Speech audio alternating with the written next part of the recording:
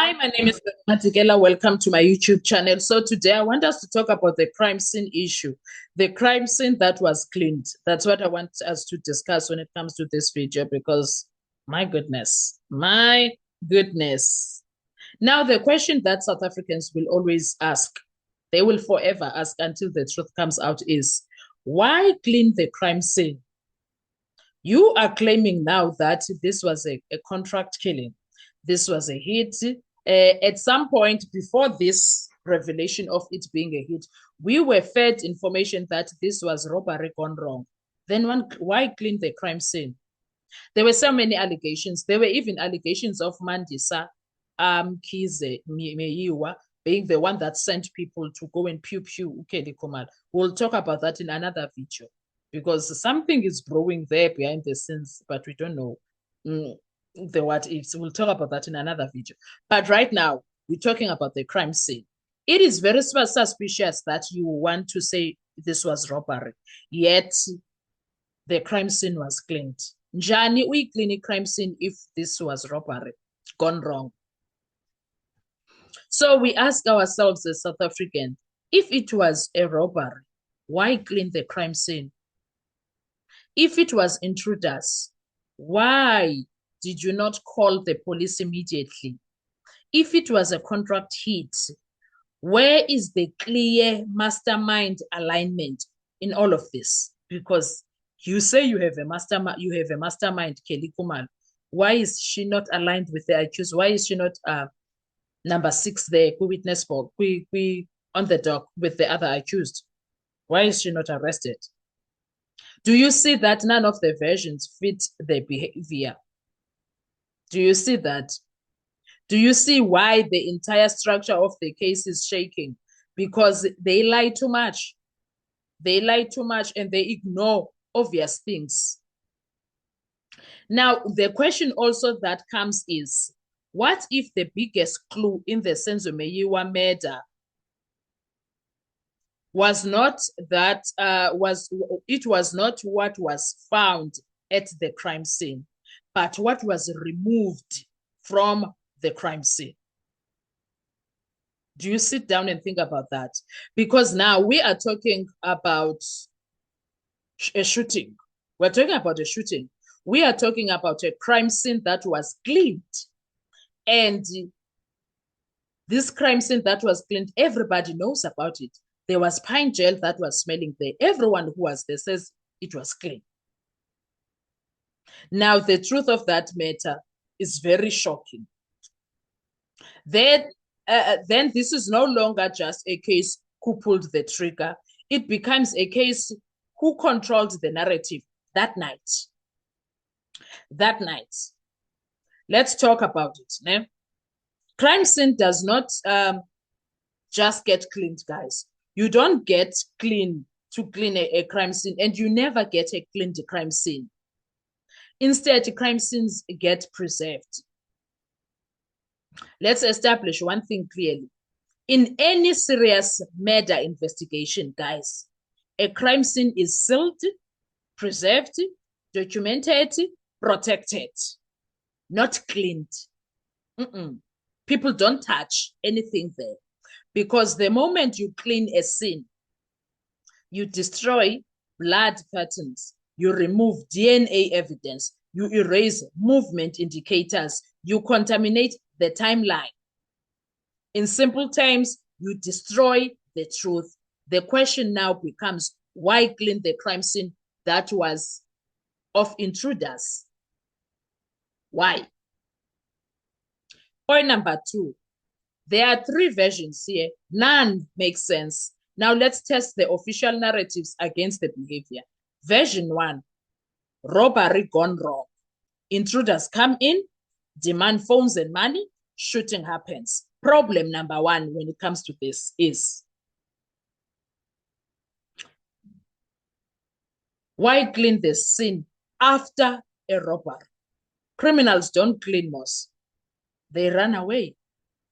They run away. Witnesses don't clean either. They panic. They call for help. I'll leave it like that. Version 2, intruders. Armed suspects enter. Chaos unfolds. Problem yethu apha is this. Where is the agency? No immediate emergency call. No preserved crime scene. No consistent panic behavior. Why were people chilled after this incident? Why get chilled but something like that happened? Version number 3, contract killing. Target identified, hit executed. Problem. Then why is the structure of the case not aligned with a clear mastermind hierarchy? Why? Mosi, when you know the mastermind, you arrest the mastermind. Why is the mastermind not arrested? Hello? Why is the mastermind not arrested and investigated properly? So what do we have? A story that does not match human behavior. You see? Doesn't match. Point number 3, the clean up accident or control. What's going on there? Now we get to the uncomfortable part. Cleaning a crime scene is not random. It requires time, awareness, intent, which means someone made a decision, and that decision says this version of events must be controlled. Now, this is where it gets tricky for everyone. Who told Mapiri to clean? Okay, wait, before that, if Mapiri was cleaning, did she find blood, or Mapiri cleaned the what you call, if Umapiri cleaned, did she clean the blood? Was there blood when she was cleaning? Or Umapiri just took care of empty bottles or empty cans of alcohol? There is a difference in this matter of cleaning. What if Umapiri, when she came, she saw empty bottles of alcohol, empty cans of alcohol? Not that Umapiri was there for the real cleansing. Was she? Mapiri could come and tell us, actually, when I went there, there was no blood on the floor. What I cleaned is bottles because I was like, ooh, they were drinking alcohol. What if that is the case when it comes to Maggie Piri?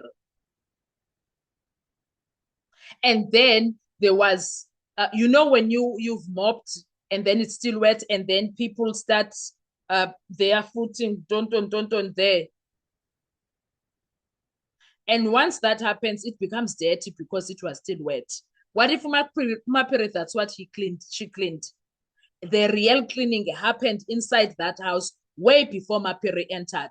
What if that's the case? So chances are someone made a decision so that the blood can be cleaned that belonged to people that were inside the house way before Mapiri came in. Do we guys think about that? Do we? Point number 4, connecting the dots. This is where it gets dangerous. Now, link this with what we exposed in all of these things. A phone call in the previous video, a phone call that was not verified. The previous video speaks about that. Now, a key witness denial that was never tested. This is Tumelo Madlala. Selective probing by investigations or investigators about Gininda in the cold case unit. Now add a cleaned crime scene. Add a cleaned crime scene. This is a pattern, guys. Okay. Point number 5, what does cleaning the scene really mean? Let's break it down. Cleaning a crime scene could mean, 1, something happened that does not fit official story, so it had to be erased. 2, the position of the people in the room matters. Who stood where? Who moved first? Who reacted how? 3, timeline. Time delays matter. What happened before police arrived? And most importantly, what evidence would have contradicted everything? Those are the things that mattered here. Okay? Those are the things. So a crime scene cleaning dealt with all of this. Cleaned not only the crime scene per se, it also cleaned the version, the narrative. Point number 6, the question that shifts everything. Here it is. If nothing was being hidden, why clean the crime scene? Because cleaning is not neutral. Cleaning is interference. Cleaning is editing reality. Cleaning is rewriting the moment. Why do that if there was nothing to hide?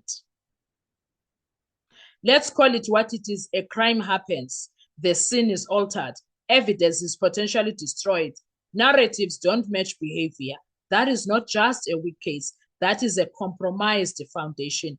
And when the foundation is compromised, every conclusion built on it becomes questionable. And now we are sitting here asking, why clean the crime scene if there was an intruder that came in? If intruders were there, why clean the crime scene? If this was robbery gone wrong, why clean the crime scene? If this became a hit, why clean the crime scene? Because the people that were cleaning the crime scene were people inside the house. It's people that were there. But the people that entered ran away. Then why clean the crime scene? What are your thoughts when it comes to this? Let's talk in the comment section. I want to hear your views. Thank you so much. Enjoy your day. Bye-bye.